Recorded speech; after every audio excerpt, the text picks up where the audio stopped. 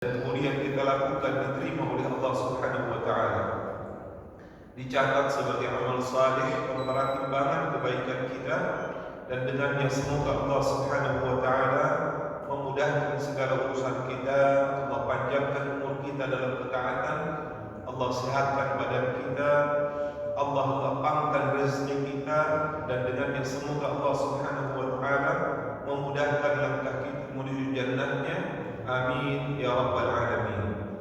Salawat dan salam semoga senantiasa tercurah limpahkan kepada manusia terbaik, teladan sepanjang zaman, Nabiur Rahmah, qudwah hasanah kita, Nabi besar Muhammad sallallahu alaihi wa alihi wasallam, beserta istri, keluarga, sahabat, dan pengikutnya hingga akhir zaman insyaallah taala. Ikhwatal iman, hafizakumullah.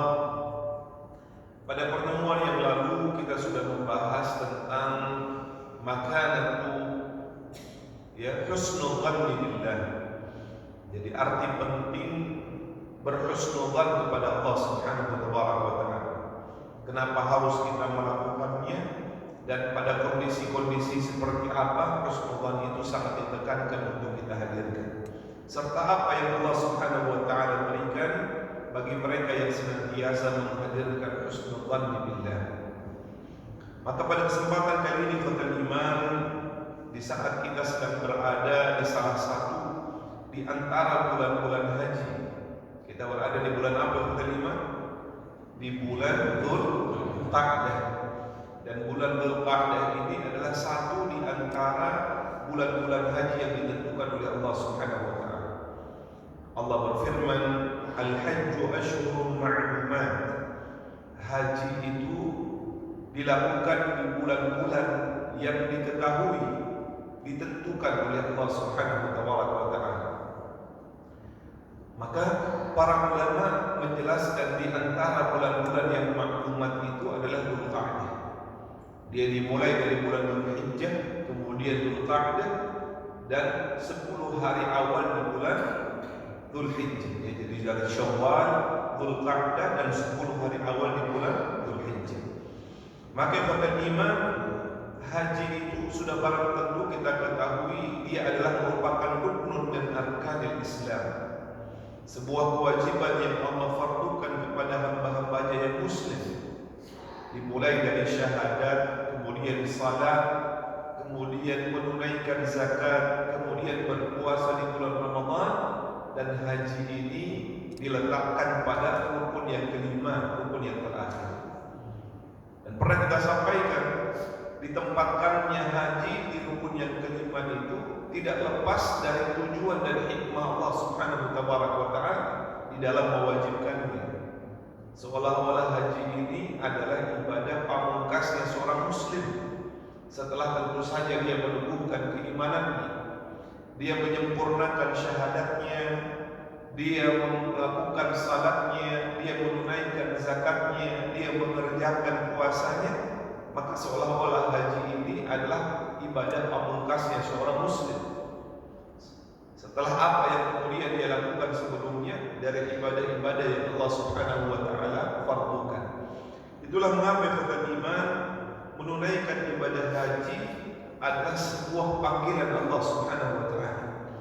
Allah Subhanahu wa taala mensyaratkan melakukan ibadah haji itu dengan kemampuan.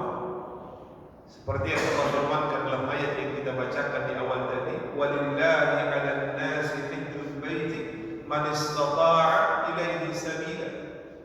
Dan Allah Subhanahu wa taala mewajibkan kepada manusia apa yang Allah wajibkan, hajjul bait, untuk melakukan ibadah haji. Man istata'a ilaihi sabila, bagi mereka yang mampu untuk kemudian menghantarkannya sampai kepada rumah Allah Subhanahu wa taala, yang dimudahkan baginya jalan untuk melakukan perintah Allah Subhanahu wa taala tersebut. Sehingga haji itu adalah sesuatu yang sakral, sesuatu yang sangat berkaitan dengan panggilan Allah Subhanahu wa taala. Apa banyak orang yang mampu, tapi ketika Allah belum memanggilnya, dia tidak akan sampai kakinya di rumah Allah Subhanahu wa taala tersebut. Tapi bagi mereka yang bahkan tidak mampu, jika Allah Subhanahu wa taala berkenan memanggilnya, sampai akhirnya dia tiba di rumah Allah Subhanahu wa taala untuk melakukan ibadah haji. Haji ibadah iman didefinisikan oleh para ulama secara makna dia adalah merupakan bentuk masdar dari hajja yahujju hajjan. Boleh menggunakan, kalau kita lihat dalam kamus bahasa Arab itu, bi fathil ha bisa dengan hajj, dengan memfathahkan huruf ha, bisa juga dalam penggunaannya menggunakan kasrah hijju, hajja maupun hijju. Seperti dalam ayat tadi dia menggunakan kasrah, walillahi 'alan nasi hajja atau hijju, hijjul bait. Namun kedua-duanya itu lumrah dan dikenal penggunaannya di dalam bahasa Arab. Al-hajju atau al-hijju maknanya adalah al-qasdu, menyengaja untuk mendatangi sesuatu, menziarahi sesuatu. Bahkan disebutkan ketika dia mengatakan hajjajtu ila syai'in, itu maknanya adalah dia mendatanginya miraran. Ya, mendatanginya bukan sekali tetapi berkali-kali, menyengaja untuk mendatanginya berkali-kali. Adapun dalam maknanya secara terminologi, secara istilahi, kata para ulama adalah qasdu baitillahil haram, menyengaja untuk mendatangi, menziarahi rumah Allah Subhanahu wa taala yang agung, yaitu Masjidil Haram yang di tengah-tengahnya, di dalamnya terdapat Al-Ka'bah Al-Musharrafah. Untuk apa dia mendatanginya? Lillahi ta'ala, semata-mata dia mendatanginya itu karena Allah Subhanahu wa ta'ala. Bukan untuk pamer, bukan untuk mendapatkan pujian, bukan untuk sekedar selfie, bukan sekedar untuk mendapatkan kedudukan di tengah masyarakat, tapi lillah, dia mendatangi rumah Allah itu, menyengaja untuk mendatangi rumah Allah itu.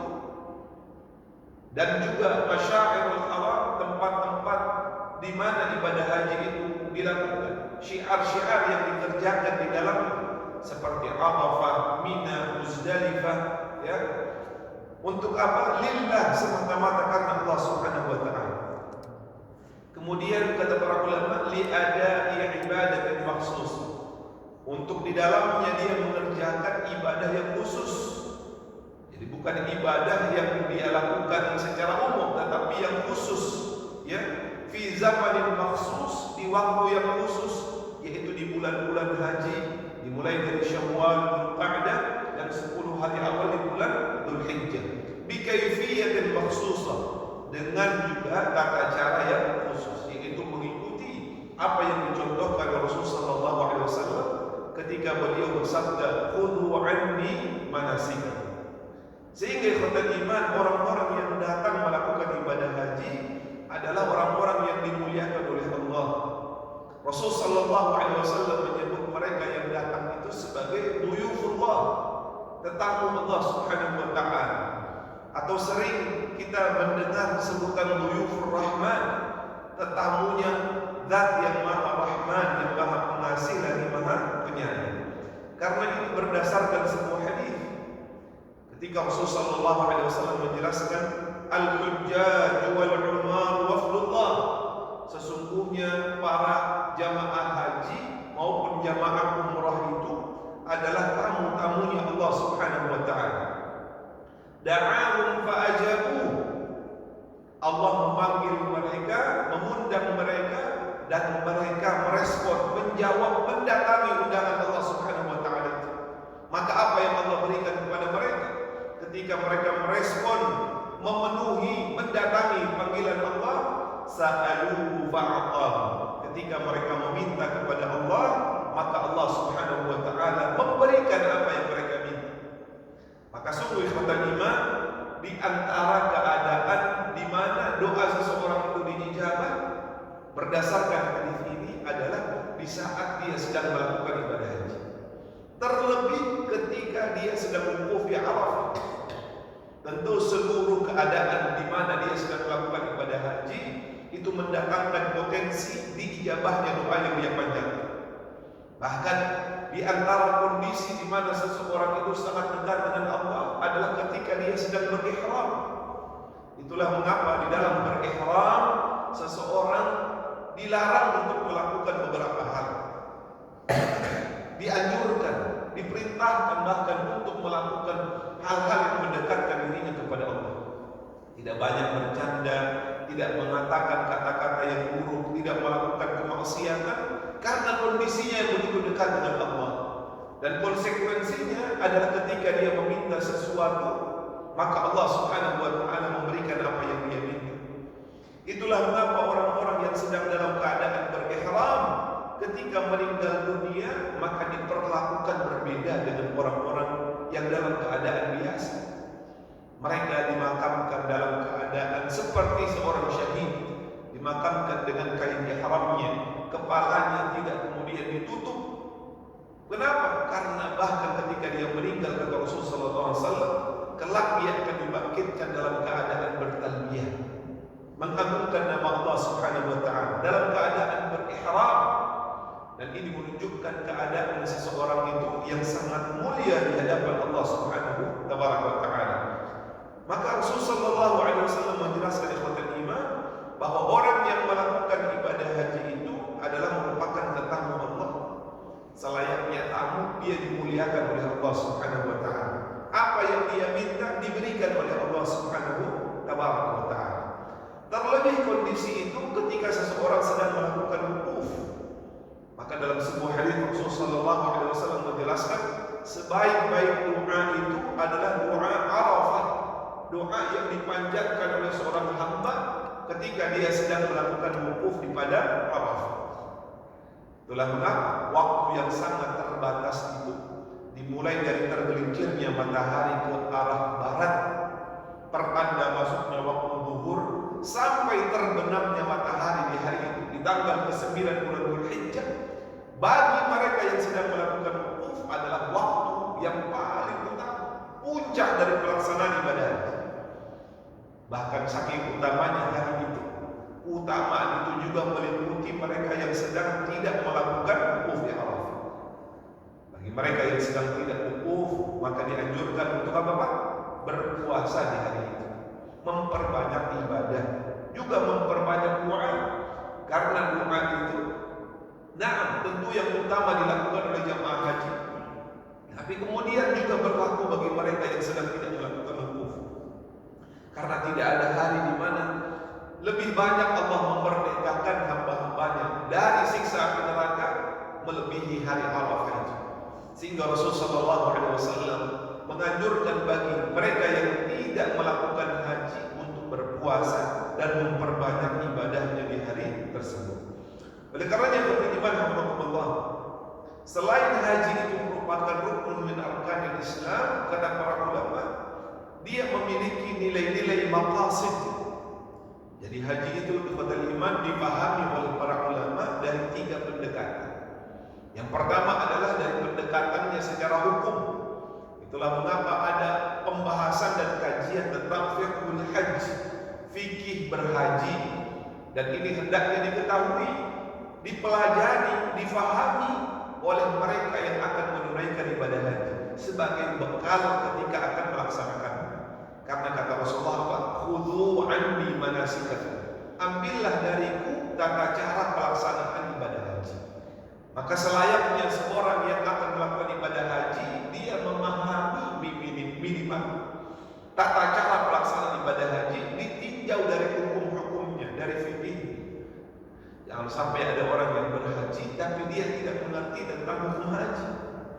Seperti apa tata cara pelaksanaannya, apa yang harus dia hindari ketika dia sudah memulai masuk dalam niat haji.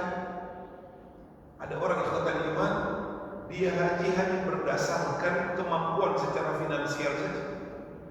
Saya pernah temui ada orang yang berhaji sampai di bandara dilepas begitu saja oleh pihak travel, sehingga pada tanggal ke-9 bahkan tanggal ke-10 itu, di saat orang-orang sedang berwukuf dengan menggunakan pakaian ihram, dia pakai pakaian biasa saja. Dan saya baru ketemu dengannya itu di tanggal ke-10, di saat orang-orang masih mengenakan pakaian ihramnya. Bapak itu sudah pakai pakaian biasa dan dia berada di Masyairul Haram. Saya awalnya mengira beliau ini petugas petugas yang tidak sedang melakukan ibadah haji.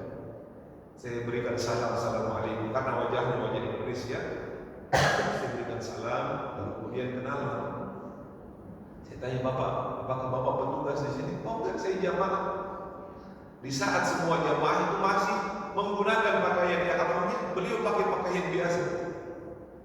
Saya tanya, Bapak, kalau berhaji kenapa Bapak nggak pakai ihram? Loh, memang harus. Bukannya pakai ihram itu hanya ketika sedang mengitari Ka'bah saja, mengelilingi Ka'bah. Setelah itu selesai. Dan itu sudah selesai dari wukuf di Arafah yang merupakan puncak. Saya tanya, Bapak kesini sama siapa? Saya sama travel. Tapi travel membebaskan kita. Dia mengantarkan kita sampai di bandara saja. Setelah itu dibebaskan mau kemana, mau melakukan apa. Na'udzubillah. Apa yang didapati oleh Bapak ini ikhwatal iman? Apakah ibadah hajinya diterima atau minimal sah di mata Allah, sedangkan dia mengerjakannya tidak melalui dan sesuai dengan hukum-hukum yang dianjurkan dan dituntunkan Rasul sallallahu alaihi wasallam? Maka minimal ibadah iman haji itu pendekatannya yang harus dipahami dan diketahui adalah tentang pendekatan dan pemahaman secara fikih. Yang kedua, di dalam haji itu yang harus kita ketahui ada adab-adab. Jadi bukan saja sekedar hukum yang harus kita taati, tapi juga ada adab di mana ketika kita mentaatinya itu berdampak pada kesempurnaan haji atau pahala haji yang kita dapatkan. Bagaimana adab kita di dalam masjid, di tanah haram. Setelah melakukan ibadah haji kita berziarah ke Masjidil Nabawi, bagaimana adab kita berada di dalamnya.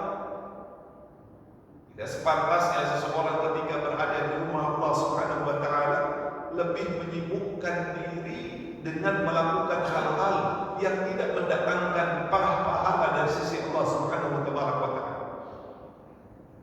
Foto-foto boleh, tapi tidak boleh berlebihan ikhwatal iman. Tetap menjaga adab.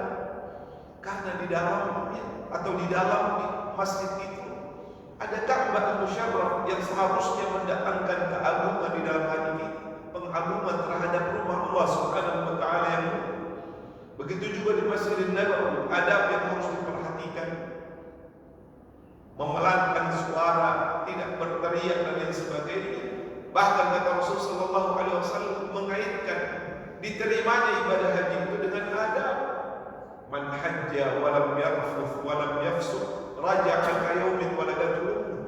Barang siapa yang berhaji dan kemudian dia tidak berkata-kata yang rafath, kata-kata kotor, menjaga lisannya, menjaga matanya, menjaga telinganya, bagian dari adab yang berdampak pada diterima atau tidaknya haji yang dia lakukan, besar atau kecilnya pahala yang dia dapatkan, sempurna atau penuh kekurangan pahala yang dia dapatkan di sisi Allah, ternyata itu juga berdampak pada adab yang harus dia perhatikan.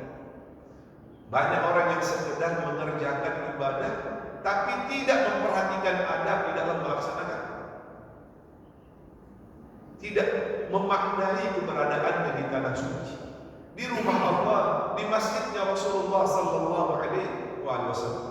Sehingga tidak hanya ketika kita mengerjakan haji itu kita mengetahui tentang hukum-hukumnya, tapi juga hendaknya juga kita mempelajari dan mengetahui tentang adab-adab di dalam mengerjakan. Dan yang ketiga, ikhwan iman, tidak sekedar hukum dan adab, agar di dalam mengerjakan ibadah haji itu penuh dengan makna.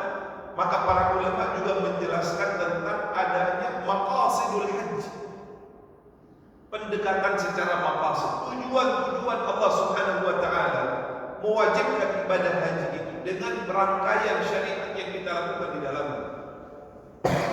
Ada kita mengerjakan tawaf mengelilingi Ka'bah.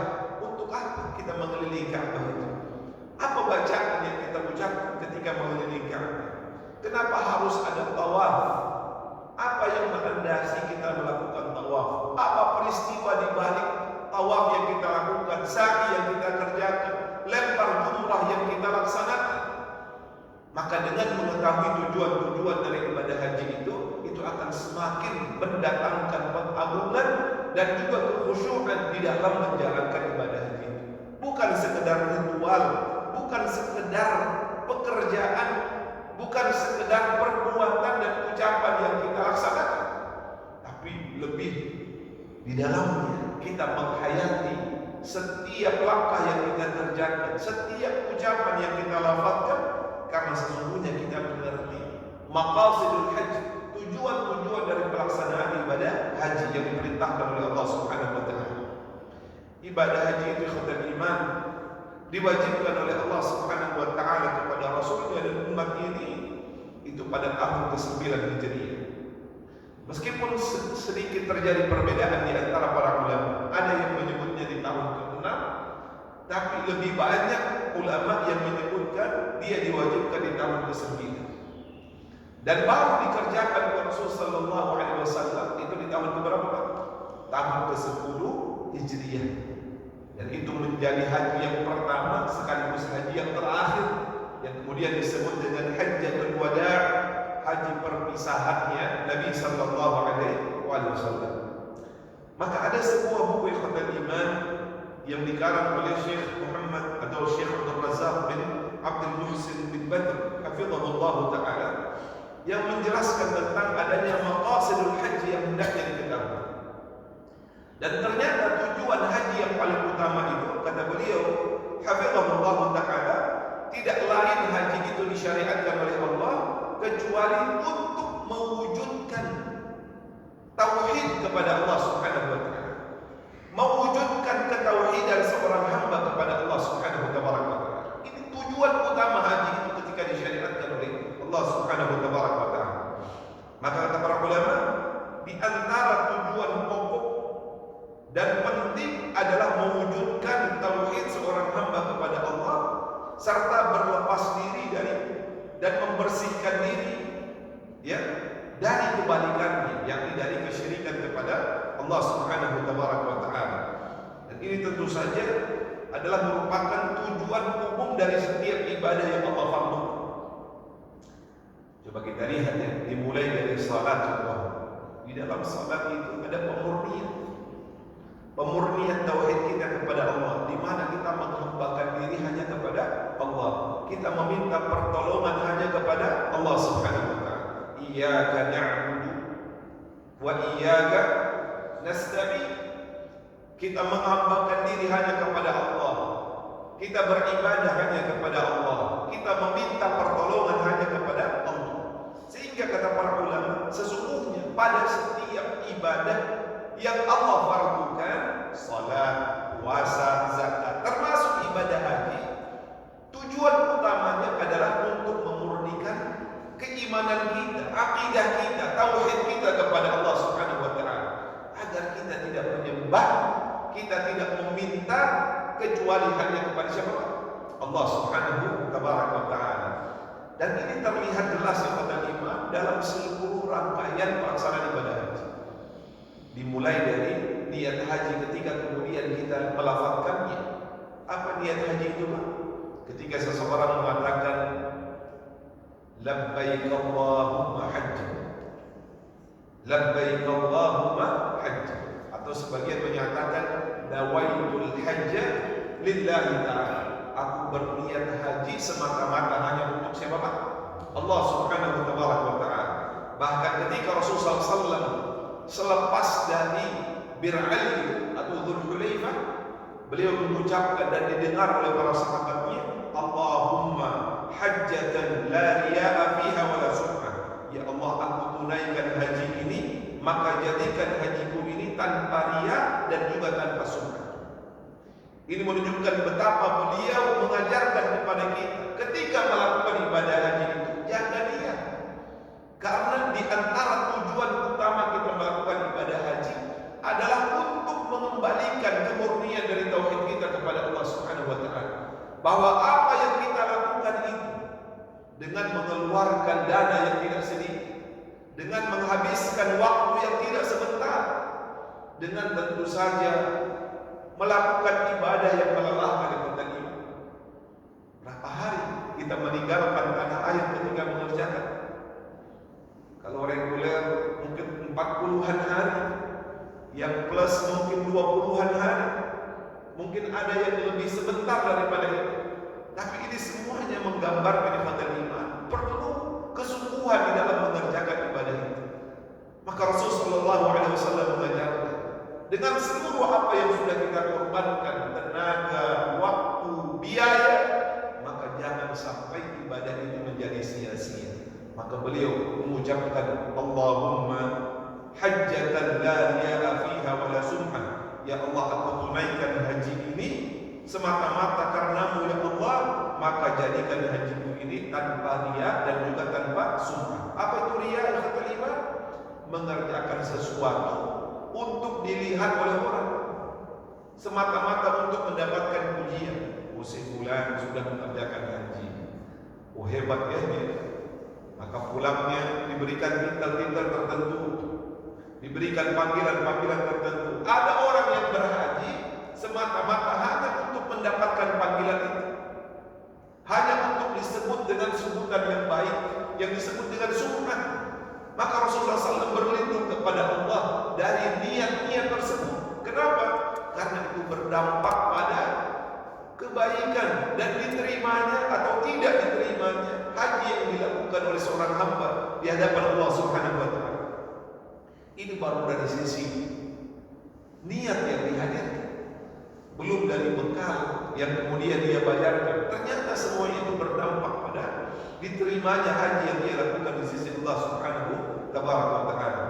Oleh karenanya ikhwatul iman, disebutkan di antara rangkaian manasik haji dan syiar-syiar dalam ibadah haji yang menampakkan dengan sangat jelas tentang kedudukan tauhid yang mulia dan bahwasanya tauhid adalah asas yang merupakan pondasi dari agama Allah Subhanahu wa taala adalah tentu saja apa yang sering dan senantiasa dilantunkan oleh jamaah haji yang kita sebut dengan apa Pak? Talbiyah. Talbiyah itu adalah syiar dari mentauhidkan Allah Subhanahu wa taala.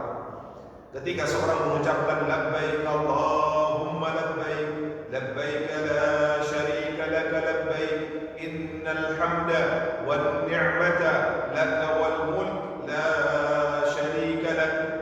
Akan disebutkan oleh Jabir radhiyallahu taala anhu, beliau mengatakan tentang haji yang dilakukan oleh Nabi sallallahu alaihi wasallam. Apa yang disenandungkan oleh Nabi itu? Kata Jabir radhiyallahu taala anhu, fa ahalla bit tauhid. Yang senantiasa beliau senandungkan adalah, dan bahkan beliau memulai dengannya adalah bertalbiyah, yaitu mengucapkan kalimat yang mengagungkan Allah, mentauhidkan Allah, mengesahkan Allah Subhanahu wa taala. Kalimat yang sungguh sangat menggambarkan ketauhidan kepada Allah, yaitu kalimat talbiyah. Ketika dia mengatakan labbaik Allahumma labbaik, aku penuhi panggilanmu ya Allah. Kenapa di haji itu disebut dengan panggilan Allah? Karena Allah lah yang memanggil hamba-hambanya untuk datang mengerjakan ibadah tersebut. Kita tahu kisahnya ketika Nabi Ibrahim dan Nabi Ismail itu selesai meninggikan bangunan Ka'bah, lalu keduanya berdoa kepada Allah, Rabbana taqabbal minna innaka antas samiul alim. Ya Allah, terimalah apa yang telah kami berdua kerjakan. Apa yang mereka berdua kerjakan? Mengerjakan perintah Allah. Allah perintahkan kepada keduanya untuk meninggikan bangunan Ka'bah itu, dan kemudian keduanya mengerjakan. Setelah keduanya mengerjakan, mereka meminta agar apa yang telah mereka kerjakan itu diterima oleh Allah Subhanahu wa taala. Itulah mengapa ketika kita selesai melakukan sebuah amalan, maka sering-seringlah kita meminta kepada Allah agar amal yang kita kerjakan itu diterima oleh Allah Subhanahu wa taala. Ketika kita baca Quran, ketika kita berpuasa, ketika kita salat, ketika kita sedekah, apapun amal yang kita lakukan, maka hendaknya kita meminta kepada Allah agar apa? Amal yang kita kerjakan itu kiranya diterima oleh Allah Subhanahu wa taala. Karena penting hal itu dilakukan. Pertemuan yang lalu kita katakan, bahkan para salafun saleh itu selepas Ramadan berdoanya berapa lama Pak? 6 bulan. Agar ibadah Ramadan itu kiranya diterima oleh Allah Subhanahu wa taala. Maka ini menjadi bagian penting ketika kita mengerjakan sebuah amalan itu, maka mintalah kepada Allah, kiranya Allah berkenan menerima amal yang kita kerjakan. Lalu selepas itu Allah kemudian memerintahkan kepada Nabi Ibrahim untuk menyeru kepada manusia, memanggil mereka untuk datang ke Makkah, datang ke Masjidil Haram, datang ke Ka'bah. Untuk apa? Mengerjakan ibadah haji. Maka apa kata Nabi Ibrahim? Ya Rabb, inna sawti la yanfudhuhum. Sesungguhnya suaraku itu tidak akan sampai di telinga-telinga mereka, karena manusia itu tidak berada di satu tempat, bahkan mereka berada di tempat yang sangat jauh.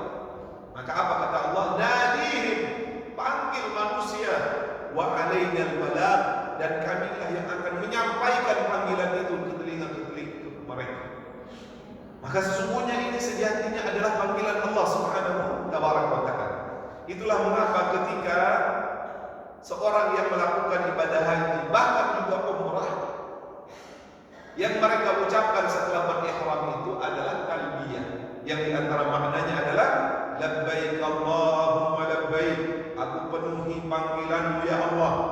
Panggilan yang sejak awal diseru oleh siapa? Nabi Ibrahim alaihissalam, yang kemudian seruan itu disampaikan oleh Allah Subhanahu wa ta'ala.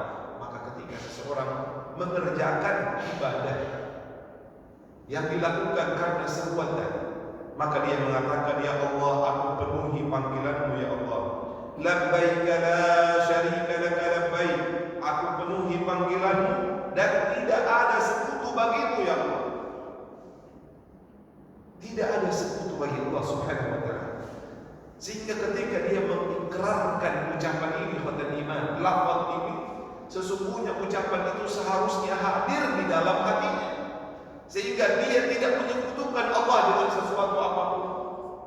Dia menyembah hanya kepada Allah, dia meminta hanya kepada Allah Subhanahu wa ta'ala, berharap hanya kepada Allah, takut hanya kepada Allah Subhanahu wa ta'ala, bersandar hanya kepada Allah.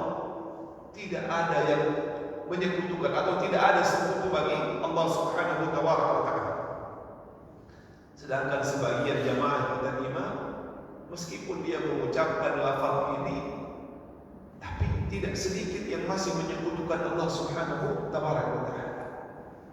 Ketika dia mengatakan tidak ada sekutu bagi Allah, maka tidak ada yang memberikan manfaat dan menolak kemudaratan kecuali siapa Pak? Allah Subhanahu wa ta'ala. Tapi masih banyak jamaah haji yang ketika berada di sana memintanya bukan kepada Allah Subhanahu wa ta'ala. Kadang-kadang minta jodohnya dengan cara yang justru dimurkai oleh Allah Subhanahu wa ta'ala. Ada yang lempar fotonya di situ karena yakin bahwa tempat itu memberikan enteng jodoh. Seharusnya minta jodohnya kepada siapa? Allah Subhanahu wa ta'ala. Ada yang mengambil batu tertentu dibawa pulang dengan harapan bahwa batu itu kemudian akan menjadi penglaris, menjadi sesuatu yang mendatangkan manfaat, yang menolak mudarat, yang pada akhirnya membuat dia susah sendiri. Ada saja hal-hal yang buruk yang menimpanya, sampai akhirnya dia mengembalikan batu itu ke tempat. Kenapa kata iman? Karena tidak meresapi makna dari talbiyah. Labbaik Allahumma labbaik, labbaik la syarika laka labbaik, aku penuhi panggilanmu dan tidak ada sekutu. Ketika dia mengatakan tidak ada sekutu bagi Allah, maka dia tidak melakukan apapun yang merupakan hak prerogatif Allah, haknya Allah Subhanahu wa ta'ala, kecuali dia berikan hanya kepada Allah. Dia bermohon hanya kepada Allah, meminta hanya kepada Allah, berlindung hanya kepada Allah. Dia menyembah hanya kepada Allah Subhanahu wa ta'ala, meminta perlindungan hanya kepada Allah, meminta kemanfaatan hanya kepada Allah Subhanahu wa ta'ala. Sehingga ini yang disebut oleh para ulama bahwa di antara tujuan haji yang paling pokok dan utama itu adalah sebenarnya memurnikan akidah kita, keimanan kita, tauhid kita kepada Allah Subhanahu wa ta'ala. Kemudian innal hamda wan ni'mata laka wal mulk. Dalam ucapan talbiyah itu sesungguhnya dia mengakui bahwa segala puja dan pujian, segala nikmat adalah milikmu ya Allah. Begitu juga dengan kerajaan, semuanya milik Allah Subhanahu wa ta'ala. La syarika lak, tidak ada sekutu bagimu. Dalam ucapan talbiyah itu para ulama menjelaskan ikhwatal iman, 2 kali ada pengulangan la syarika lak. Tidak ada sekutu bagi Allah Subhanahu wa ta'ala. Yang disebutkan oleh para ulama, makna la syarika lak pada lafaz talbiyah itu maknanya adalah di ucapan labbaik, dan yang kedua adalah pada ucapan yang terakhir. Makna yang pertama itu mengandung makna bahwasanya tidak ada sekutu bagi Allah di dalam mengabulkan doa. Jadi kalau mau minta, berharap itu hanya kepada Allah Subhanahu wa ta'ala. Adapun yang kedua la syarika lak itu mengandung makna bahwasanya tidak ada sekutu bagi Allah dalam pujian, dalam nikmat, dan juga dalam kepemilikan. Sehingga lafaz itu mengajarkan kepada kita bagaimana kita menguatkan, bahkan memurnikan tauhid itu kepada Allah Subhanahu wa ta'ala. Itulah mengapa ikhwatul iman, Ibnu Abbas radhiyallahu anhu itu pernah mengatakan, kana musyrikuna yaqulun, dahulu orang-orang musyrik itu juga melafazkan lafaz talbiyah. Mereka mengatakan ketika mengelilingi Ka'bah, meskipun dalam keadaan apa Pak? Orang-orang musyrik itu tidak mengenakan sehelai benang pun. Jadi mereka tawafnya itu dalam keadaan apa Pak? Telanjang. Naudzubillah min dzalik. Hal yang kemudian ketika Islam datang itu dibersihkan oleh Rasulullah SAW.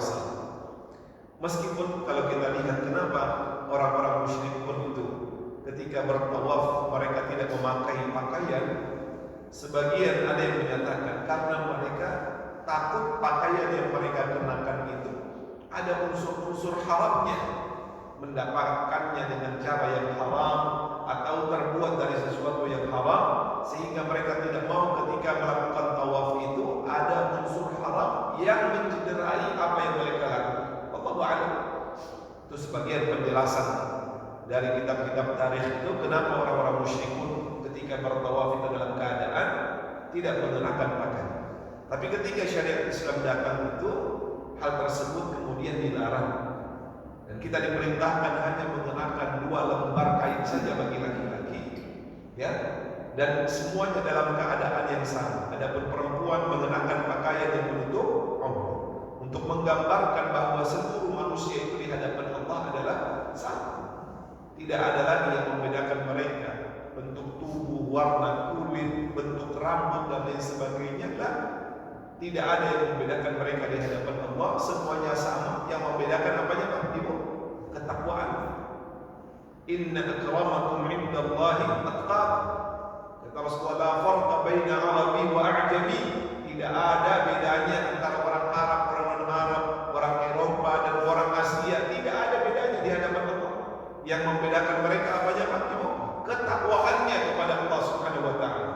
Itulah mengapa kalau kita baca ayat-ayat tentang haji itu ada pesan dan perintah Allah, wa tazawwadu, dan berbekal.